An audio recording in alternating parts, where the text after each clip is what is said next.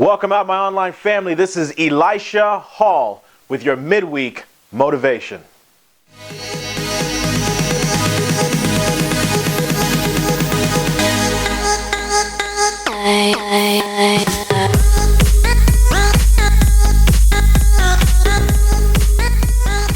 All right, I want to welcome everybody out. This is the second episode of Midweek Motivation. My name is Elisha Hall, and I'm excited to be able to come to you right now because we're in the holiday season. It's the holiday season, right? It's a reason to be happy. It's a reason to be cheerful. But unfortunately, a lot of times, a lot of people are stressed out during this time. Being the second episode, I think this is the best time to come with a motivation and something to inspire you to be able to be happy, to motivate you to take your life to the next level and just do some amazing things. Because in all honesty, I can remember the holiday seasons around Thanksgiving and Christmas where I was in a rut.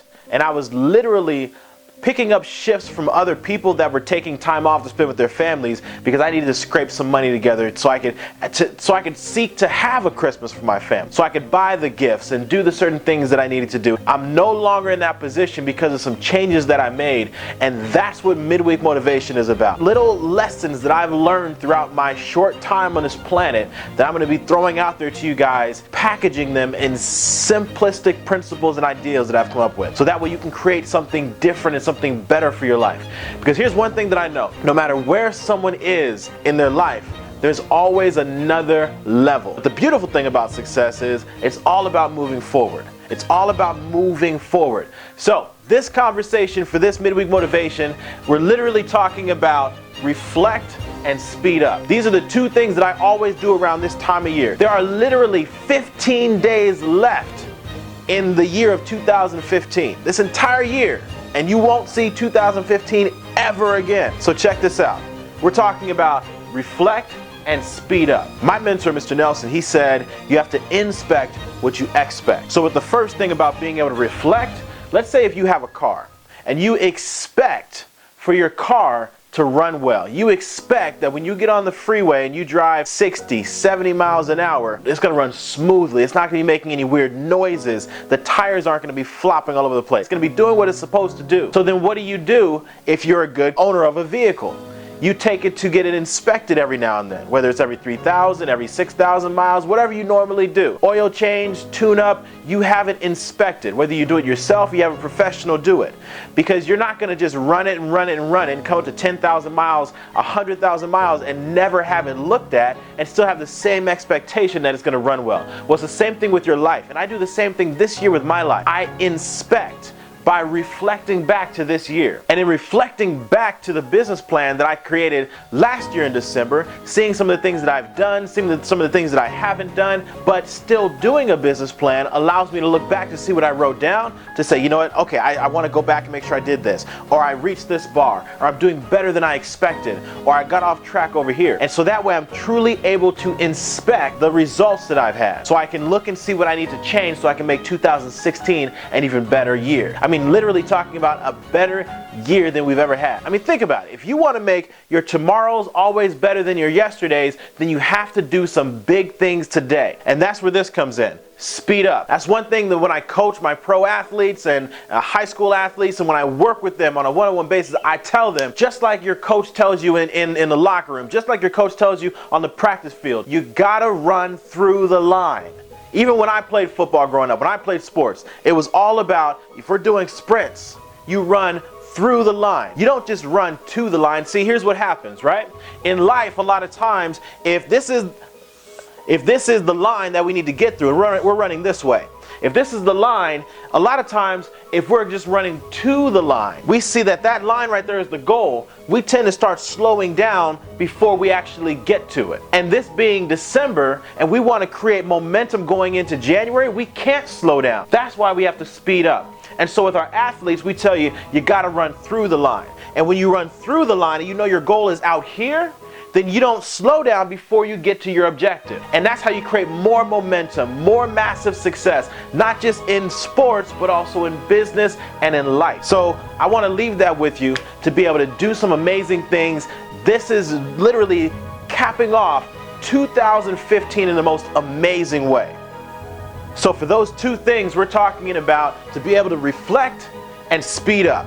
Reflect, inspect your life this past year in 2015. If you want to even go back and inspect it in 2014 versus what happened in 2015, and then 2015 for what you're going to do in 2016, you have to inspect your life.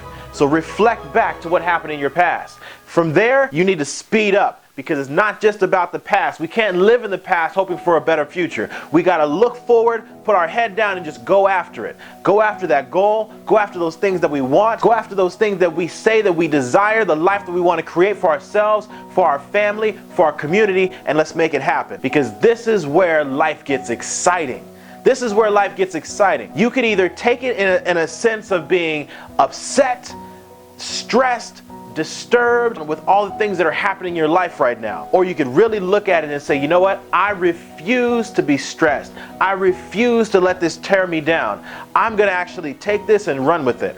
I'm going to choose the direction that my life goes in 2016. Maybe there were some things that happened in 2015 I had no control over. But here's one thing that I know. I know there's things in life that I can't control. But there's a lot of things in life that I can. And I will do the best that I can for the things that I can control, so that way I can have the most amazing life in 2016. One of the main reasons that I have to bring this up, and I'm so passionate about bringing it up the way I do, is because I remember myself being in positions where my kids are asking for razors, they're asking for the newest things, video games, they want something nice for Christmas. And me as a dad, I want to be able to do that. I want to get my kids everything that they want. But I remember also a time where I was literally at a gas station and I didn't know if I could fill up my tank or buy diapers.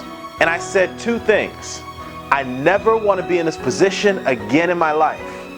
But more importantly, I never want my kids to come up and be in this position when they get to be my age. What kind of a legacy am I leaving? What am I doing so that way my kids end up having a better life? As a parent, we always want our kids to do better than we've done. So what am I doing to allow that to happen, to create an atmosphere for that kind of result for my family? And I knew I needed to change the way I was living my life.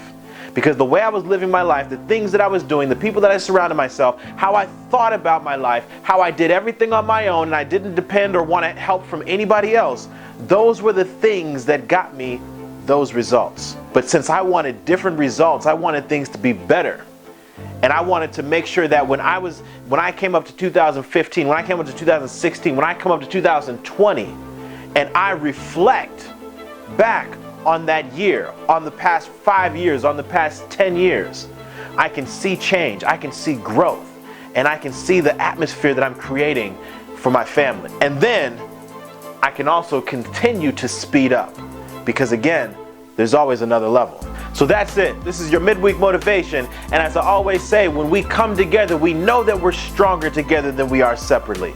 That's why I highly believe in coaches and mentors. And I have to say this, even if you don't use me, I say this all the time, use someone as a coach. Have someone in your life that has a vested interest in seeing you be as successful as possible. So I'm telling you this right now, don't do it alone. Find someone that's going to be at your side, at your right hand, to make things happen together. And since we are stronger together than we are separately, let's walk down that hall to success together.